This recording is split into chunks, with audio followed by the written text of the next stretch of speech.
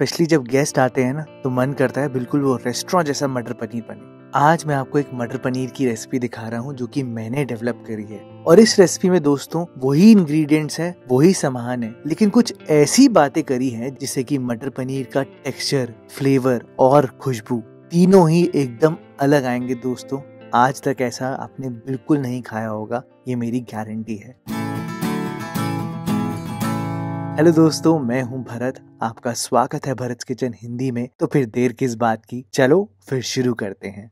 तो दोस्तों इस रेसिपी में सबसे पहले आपने एक बोल में गरम गरम पानी डालना है। उसमें आप थोड़ी सी हींग डालना और हींग के साथ साथ आप यहाँ पर नमक डालना। मैंने दोस्तों यहाँ पर ऑर्गेनिक इंडिया के हिमालयन पिंक सॉल्ट का इस्तेमाल किया है। हो सके तो दोस्तों आप पिंक सॉल्ट ही यूज करना, नहीं तो आप यहाँ पर काला नमक का इस्तेमाल करना। और अभी आपको बताता हूँ कि इस पानी का हम करेंगे क्या।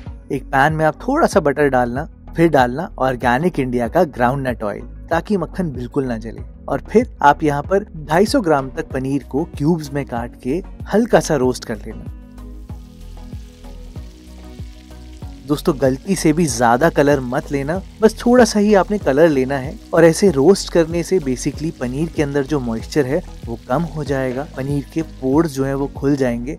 और जब इनको इतना रोस्ट करके हम सीधा ही गरम गरम पनीर को गरम नमकीन पानी में डालेंगे तो अपने आप ही दोस्तों आप पनीर को देखना पूरा फूल जाएगा और ये पानी का जो फ्लेवर है उसको एब्जॉर्ब कर लेगा। ये तो हो गया एक पॉइंट, लेकिन अगर आपको इस रेसिपी को और भी इनहांस करना है तो आप एक दालचीनी लेना, उसको गैस पे जला देना, अच्छे से आग लगाना उस पे। फिर एक कटोरी रखना छोटी सी और उसमें दालचीनी डाल के हल्का सा घी या तेल डाल के इसको ढक्कन लगा देना। उससे दोस्तों धुआं निकलेगा और सिर्फ दोस्तों ऐसे आप 5 मिनट पनीर को छोड़ दोगे ना तो पनीर के अंदर तक ऐसा टेस्ट आएगा जो सच में कोई नहीं समझ पाएगा और एकदम अमेजिंग लगेगा। मैं सच बोल रहा हूँ, कोई ये गेस ही नहीं कर पाएगा कि यार पनीर के अंदर इतना फ्लेवर और खुशबू कैसे आ सकती है। बट दोस्तों बहुत ही यूनिक बनेगा ये मटर पनीर।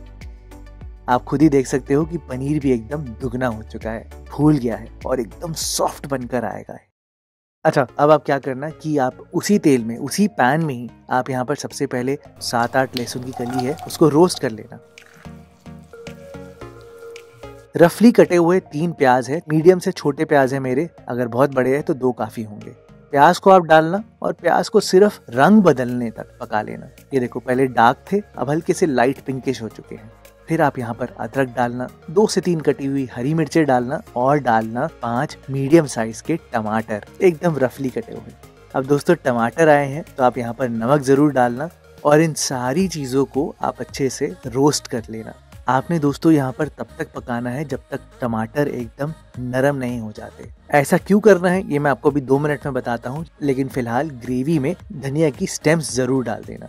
ढक कर आप यहाँ पर 5 मिनट तक पकाना। और अब मैं आपको बताता हूँ कि ऐसा करना क्यों है। दोस्तों जनरली जब भी रेस्टोरेंट में ग्रेवी बनती है तो उसमें काजू या मगज डलता है, उससे एक थिकनेस आती है और एक बाइंडिंग आती है। अब यहाँ पर हम काजू और मगज का इस्तेमाल तो नहीं कर रहे, तो हम यहाँ पर कुकिंग से यानी कि टमाटर के पेक्टिन से ग्रेवी को एक थिकनेस दे रहे हैं। अगर हम पहले ही ग्राइंड करके टमाटर डाल देंगे तो पेक्टिन अपना काम नहीं करेगा और वो टेक्सचर ही नहीं आएगा ग्रेवी का। और यही अगर हम टमाटरों को भुन कर पीसते हैं तो वो पेक्टिन ऐसा कमाल करता है कि आपकी रोटी हो या चावल हो उनको ग्रेवी बहुत अच्छे से लपेटती है, जिससे कि वो टेक्सचर बहुत अच्छा आता है। जैसे ही टमाटर एकदम नरम नरम हो जाए, ये देखो इस स्टेज पर आ जाए कि टमाटर आराम से पिस रहे हो, तो बस आप गैस को बंद कर देना। इस पूरे मिक्सचर को थोड़ा सा ठंडा कर लेना। अगर आप इस गरम गरम मसाले को डायरेक्टली पीस दोगे मिक्सी में तो ऐसा हो सकता है कि मिक्सी का जो ढक्कन है वो निकल कर बाहर ही आ जाए। तो ऐसा ना करने के लिए दोस्तों आप पहले इसको ठंडा कर लेना और फिर आराम से पीसना, कोई दिक्कत नहीं आएगी। और फिर एकदम फाइन पेस्ट बना लेना। और आप खुद ही देखो ग्रेवी का टेक्सचर कितना बढ़िया है ना दोस्तों। अपने आप ही दोस्तों ये गाढ़ी भी हो जाएगी, चाहे रोटी हो या चावल हो उनको एकदम लपेटेगी। खैर अब तो बहुत ही सिंपल रेसिपी बची है दोस्तों। आप यहाँ पर 2 कड़छी तक ग्राउंडनट ऑयल लेना, उसमें थोड़े खड़े मसाले डालना। अभी थोड़ा तेल ज्यादा लोगे तो अच्छा रिजल्ट आएगा और आपको पकाने में भी आसानी होगी, तो ये मैं आपके ऊपर छोड़ देता हूँ। इसी तेल में आप यहाँ पर थोड़े सूखे मसाले जैसे कि हल्दी, ज्यादा हल्दी मत डालना, थोड़ी ही डालना, कश्मीरी लाल मिर्च और धनिया पाउडर इसी टाइम पर डाल देना। और आप देख सकते हो ये बिल्कुल आपकी नमकदानी वाले मसाले हैं, है ना। मसालों को 2 मिनट आप भुनना और फिर सीधा ही वो ग्रेवी डाल देना जो आपने मिक्सी से निकाली है। इस ग्रेवी को दोस्तों मीडियम फ्लेम पर आपको आराम से 10 मिनट तक पकाना पड़ेगा।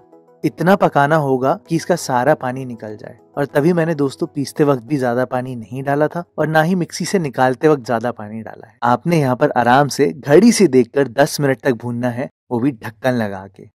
5 मिनट के बाद बीच में एक बार इसको स्टर जरूर कर देना और आप खुद ही देखना कि इसका रंग भी एकदम बदलने लग जाएगा।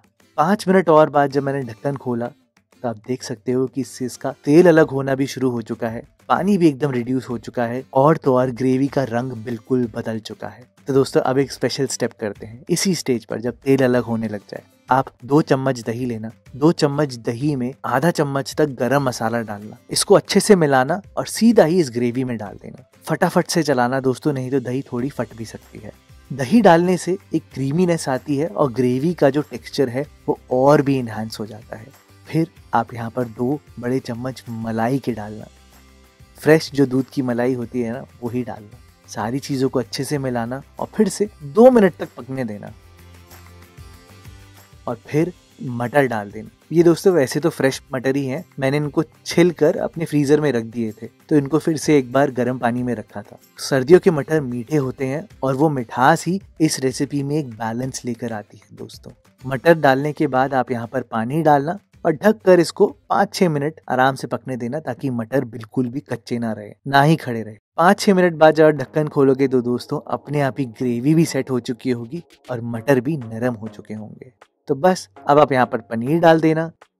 रोस्टेड कसूरी मेथी डालना, तवे में हल्का सा रोस्ट करके मैंने रखा था, और फिर डाले है कसूरी मेथी और एकदम फ्रेशली कटा हुआ धनिया। और उसके साथ साथ दोस्तों मेरा सबसे सीक्रेट इंग्रेडिएंट वो है दोस्तों केवड़ा वाटर। बहुत थोड़ा सा आपने डालना है। और जब भी आप कसूरी मेथी और केवड़े को एक साथ डालते हो दोस्तों, तो आप जब ढक्कन खोलोगे ना तो आप खुद ही कहोगे कि ऐसी खुशबू तो आज तक खाने से नहीं है। ढक कर आप यहाँ पर गैस को बंद कर देना और ऐसे ही 5-10 मिनट के लिए मटर पनीर को पूरा सेट होने देना। सारे फ्लेवर सेट हो जाएंगे दोस्तों। बहुत ही स्पेशल रेसिपी है दोस्तों ये। आप दोस्तों ये रेसिपी बना कर देखना, सच में आपको बहुत पसंद आएगी। और ऐसे ही पालक पनीर आप सेम इंग्रेडिएंट से एकदम डिफरेंट तरीके से बनाना चाहते हो तो आप ये वाली वीडियो देखना, बिना मिक्सी के मैंने बनाया है और बहुत ही अमेजिंग स्वाद आता है।